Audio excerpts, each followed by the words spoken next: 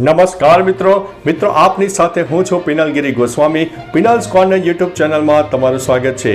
આજની વિડીયોમાં વાત થશે બારડોલી ઉપરાંત ભાવનગર અને ગીર સોમનાથથી આવ્યા છે સૌથી મોટા અને અગત્યના સમાચારની। સૌપ્રથમ વાત કરીશું બારડોલીની। બારડોલીમાં પોક્સો કેસમાં બારડોલી સેશન કોર્ટે ઐતિહાસિક ચુકાદો આપ્યો છે।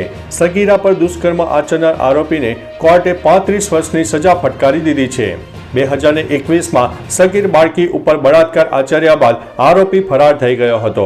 હવે મિત્રો વાત કરીશું ભાવનગરની।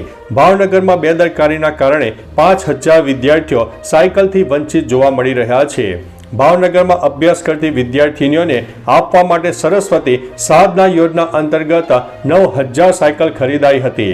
જોકે તેમાંથી 3000 જેટલી સાયકલોનું વિતરણ થયું છે, જ્યારે બાકીની સાયકલ ખુલ્લા પ્લોટમાં કાટ પણ ખાઈ રહી છે। હવે મિત્રો વાત કરીશું ગીર સોમનાથના સમાચારની। ગીર સોમનાથમાં આવ્યા છે ભૂકંપના જોરદાર આંચકા। ગત મોડી સાંજે ગીર સોમનાથ અને આજુબાજુના વિસ્તારોમાં ધરાધ્રુજી ઉઠી હતી। ભૂકંપનું કેન્દ્રબિંદુ તાલાળાથી 2 કિલોમીટર દૂર નોંધવામાં આવ્યું છે। રિક્ટર સ્કેલ ઉપર ભૂકંપની તીવ્રતા 3.2 ની માપવામાં આવી છે। એટલે મિત્રો ગત એક મહિનામાં ભૂકંપના આંચકા પર નજર નાખીએ તો કચ્છ હોય, સૌરાષ્ટ્ર હોય, ઉત્તર ગુજરાત અને દક્ષિણ ગુજરાતના અનેક ભાગોમાં ભૂકંપના આંચકા નોંધાઈ ગયા છે, જે હવે એક ચિંતાનો વિષય પણ બની ચૂક્યા છે। તો ચાલો મિત્રો, ફરીથી દેશ અને દુનિયાના સુપરફાસ્ટ સમાચાર લઈને મળતા રહીશો। ત્યાં સુધી અમને રજા આપશો। નમસ્તે।